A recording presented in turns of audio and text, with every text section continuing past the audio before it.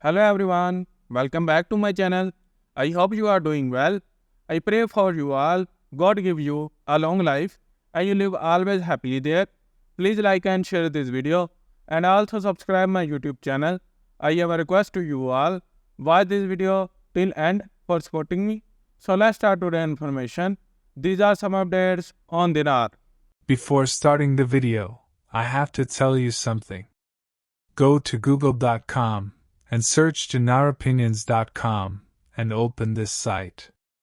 Here you can see the latest news, Dinar opinions, and Dinar Guru updates on a single page, so visit this site for more information. I was told this morning that the new rates presently put on the bank screen are not actual new bank rates. They are used for investments. I just read an article not that long ago that said oil sales are now 89% of their budget, which is good. Remember, it was 96% of their budget. Iraq is going in the right direction, but they still rely on oil sales way too much. If Iraq starts stumbling and the prices drop low for oil per barrel, then they start operating in the deficit. If it keeps dropping and gets too low, then they're going to have no choice but to devalue the Iraqi Dinar. Nobody said they're doing it. I'm just saying we really got to pay attention to the price of oil per barrel, because if it gets too low, they don't need to tell us what's going to happen. You should already be aware that's what they're going to do. I heard rates on bank screens are changing and fluctuating. I am hoping this means they are priming the system again. My banking contacts say they are seeing many different rates. Rates are rolling all over the place. Hopefully they are checking the system and priming the system. Article: Private Banks Association. The number of electronic payment points in Iraq increased from 7,000 to 30,000. Did you know that many countries are faced with soaring challenges in their economies, especially after a decline in prices? Well, I came across a fascinating article that sheds light on this very issue. A government advisor recently stated that we have the capabilities to confront the problems of the global economy. That's a bold statement, isn't it? This is particularly intriguing considering they also mentioned the highest reserves in the country's monetary and financial history. And as if that wasn't enough, the report highlights that the growth indicators in the non-oil GDP have touched 6%. Wow! Let's dive into what this means and how it affects us all.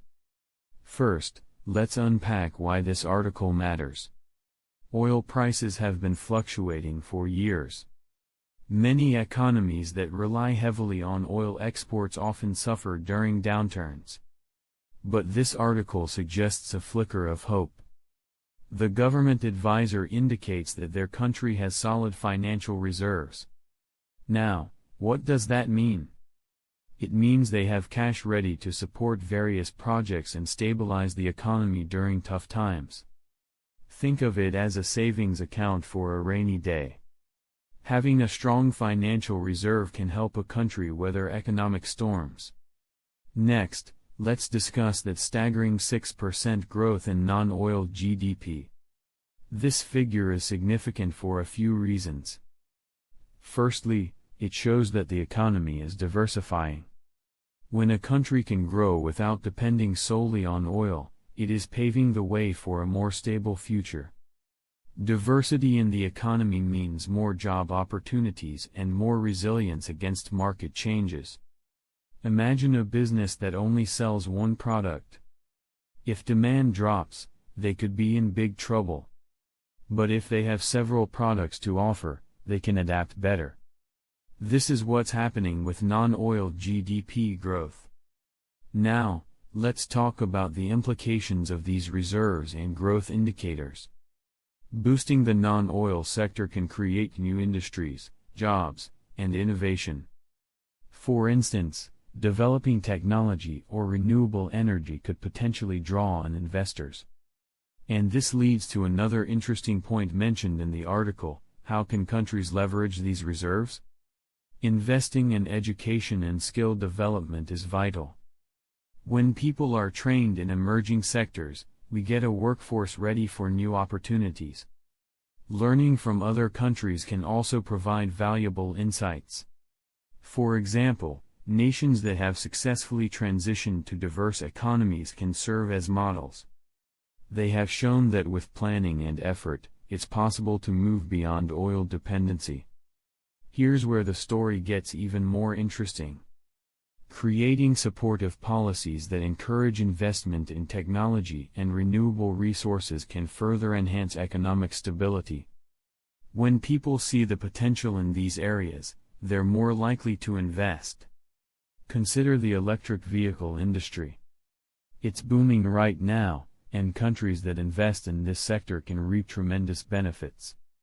Let's bring this home with a real-world example. Think about countries like Norway. They've managed to build strong infrastructures while prudently managing their oil wealth. Instead of spending all their oil earnings, they've created a sovereign wealth fund. This fund invests in various sectors, ensuring money continues to come in even when oil prices drop. Now, let's connect the dots back to our article. The government advisor is essentially saying it's possible to learn from these success stories. With strategic decision-making and calculated investments, they can improve their economic situation further. They've got the financial reserves and the potential for growth down. What's next? Engaging the community, getting citizens on board, and showing them how they can contribute. Imagine local businesses seeing this growth and deciding to innovate as well. When the community feels involved, the economy thrives. So, the challenge isn't just economic growth, it's about inclusivity and spreading that growth across different demographics. So, in summary, while the decline in oil prices poses a challenge, it also opens up new doors. The country's financial reserves and growth in non-oil GDP are promising signs.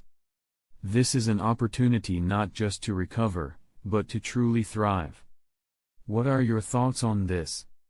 Do you believe that countries can successfully transition away from oil dependency? Let us know in the comments below. And if you enjoyed this breakdown, don't forget to like and share this video with your friends. Subscribe for more insightful content where we explore the world around us, one topic at a time. Until next time, keep asking questions and staying curious.